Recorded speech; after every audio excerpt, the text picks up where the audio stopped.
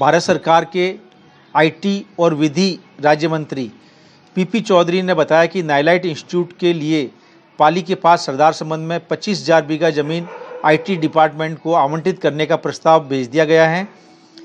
नाइलाइट institute में 12 लाख लोगों को डायरेक्ट एम्प्लॉयमेंट मिलेगा और लगभग 28 लाख लोगों को इनडायरेक्ट एम्प्लॉयमेंट मिलेगा।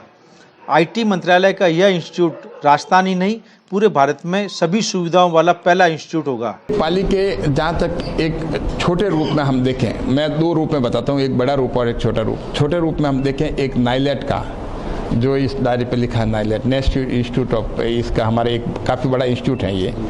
तो ये एजुकेशन के संबंधित हैं नाइलेट। इसका बहुत जल्दी सेंटर खुलने वाला है। मेरे मंत्रालय से हमने इसको एडमिनिस्ट्रेटिव सैंक्शन इसकी हो चुकी हैं। तो इसका सेंटर अभी वहाँ के अधिकारी आकर कलेक्टर से मिल करके जो भी बिल्डिंग जहाँ पर जितनी उनको चाहिए वो ईयरमार्क कर करके, और वो भी शीघ्र हो जाएगा।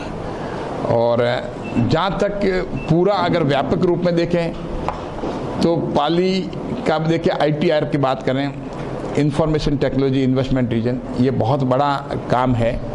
इसकी फाइल वहाँ दिल्ली में हमारे मंत्रालय में चल चुकी हैं और इसके लिए ज़मीन जो है ईयर मार्क कर करके, आइडेंटिफाई कर करके हमारे जिलाधीश महोदय ने हमारे मंत्रालय में भिजवा दिए हैं। राजस्थान सरकार इंडस्ट्रीज डिपार्टमेंट को भी भिजवा दी, IT डिपार्टमेंट को भी भिजवा दी हैं। ज़मीन जहाँ तक आइडेंटिफिकेशन की बात है वो करीब 25,000 बीघा ज़मीन चाहिए होती हैं, 10,500 एकड़। तो वो पूरी की पूरी सरकारी ज़मीन आइडेंटिफाई कर ली गई है। सरदार संबंध के आसपास सरकारी ज़मीन है पूरी, कोई प्राइवेट लैंड नहीं है। उस सरकारी ज़मीन में जो सबसे बड़ा फ़ायदा है कि गवर्नमेंट को एक्वायर करने की ज़रूरत नहीं पड़ेगी। तो ये भी आधार होगा। और जब अगर ये ITIR होगा तो उसका मैं बता दूं, उसमें डायरेक्ट एम्प्लॉयमेंट करीब 12 लाख का है, 12 लाख लोगों का, और इनडायरेक्ट एम्प्लॉयमेंट 28 लाख लोगों का है। तो ये स्थापित अगर होता है तो फिर पाली और जोधपुर और उदयपुर मर्ज हो जाते हैं ये सारे। लेकिन राजस्थान का प्लस पॉइंट ये है कि यहाँ पर हमारी स्वयं की ज़मीन है, पाली में सरकारी ज़मीन है, इसलिए एक्वायर करने की जरूरत नहीं पड़ेगी। राजस्थान की मुख्यमंत्री वसुंधरा राजे ने विद्युत विनियामक आयोग द्वारा किसानों के बिजली उपभोग की दरों को बढ़ाने के निर्णय को वापस ले लिया है और विद्युत विनियामक आयोग द्वारा बढ़ाई दरों को राजस्थान सरकार द्वारा भुगतान किया जाएगा। बढ़ी हुई बिजली दरों से राज्य सरकार के खजाने पर 500 से 600 करोड़ का बोझ बढ़ेगा। कि हमारे यशस्वी मुख्यमंत्री वसुंधरा राजे जी ने किसानों को बहुत सारी सौगातें दी हैं। और वैसे भी भारतीय जनता पार्टी हमेशा किसानों की हितैषी रही है।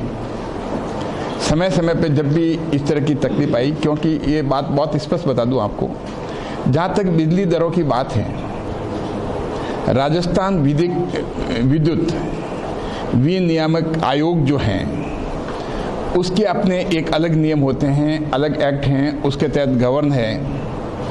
और कांग्रेस राज्य में भी ये निर्णय हो चुका था कि प्रति वर्ष जो है विद्युत दरें बढ़ाई जाएगी। ये आयोग ने अपना निर्णय लिया और उसकी वजह से जो अभी विद्युत दरें बढ़ी हैं वो आयोग ने बढ़ाई हैं। जो 90 पैसे थी प्रति यूनिट किसानों के लिए, वो 1 रुपया 15 पैसे हुई। और जो फ्लैट रेट जो 85 रुपये थे प्रति हॉर्स पावर, वो 120 रुपये किया गया। ये सरकार द्वारा बढ़ी हुई दर नहीं, ये आयोग द्वारा बढ़ी हुई दरें हैं। ये पूरा का पूरा जो भार जो है बड़ी दरों का, हमारे मुख्यमंत्री जी ने निर्णय किया। आयोग को तो पैसा मिलेगा,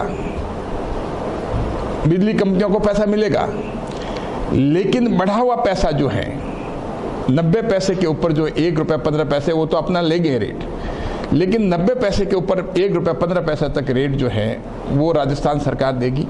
500 से 600 करोड़ के बीच में जो है भार पड़ेगा राज्य सरकार पे, और ये सारा का सारा राज्य सरकार वहन करेगी किसानों के लिए।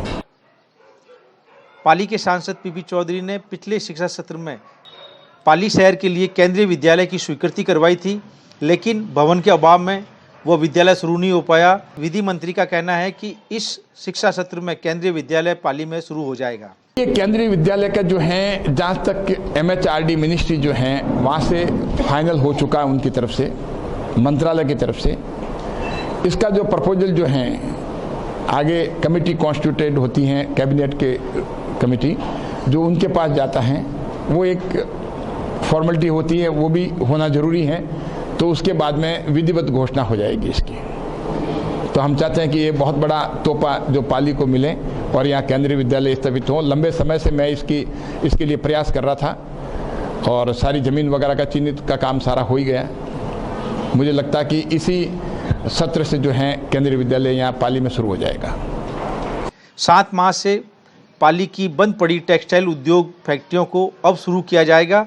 विधि मंत्री PP चौधरी का कहना है कि किसानों के हितों को प्राथमिकता दी जाएगी, कृषि भूमि को बंजर नहीं होने दिया जाएगा। देखिए, ऐसा है कि जहाँ तक टेक्सटाइल उद्योग की बात है,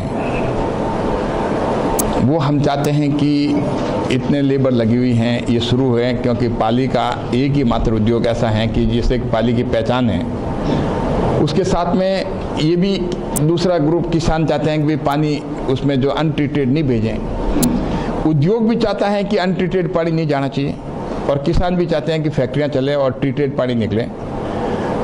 तो ये रिक्वेस्ट की गई है NGT से और उसमें मुझे लगता है किसान भी सहमत होंगे कि भाई कि टर्शियरी तक जो है वो ट्रीटेड वाटर अगर निकलता है तो एक बार शुरू होनी चाहिए, जिससे कि फैक्ट्रियां शुरू हो सकें। और जो आगे की प्लानिंग है लंबी, जो कि वो विजन है, जिसको चाहे पाइपलाइन के सिस्टम से माने, चाहे ZLD के माध्यम से माने, जो भी सिस्टम बैठता है टेक्निकल ठीक रहता है उद्योगपतियों के लिए भी, और NGT जो भी परमिशन देती है उसके आधार पे, तो उस हिसाब से कार्रवाई होनी चाहिए। लेकिन एक बार जो है टर्शियरी आधार पे जो अभी उद्योग करने के लिए तैयार है उसको कि टर्शियरी आधार पे हम पानी निकाल लेंगे, तो वो पानी जो है वो हानिकारक नहीं है और उससे कुछ इंडस्ट्री चल पाएगी, जो 72 आवर्स या जो भी उनके 12 MLD का जो प्लांट है वो चल पाएगा।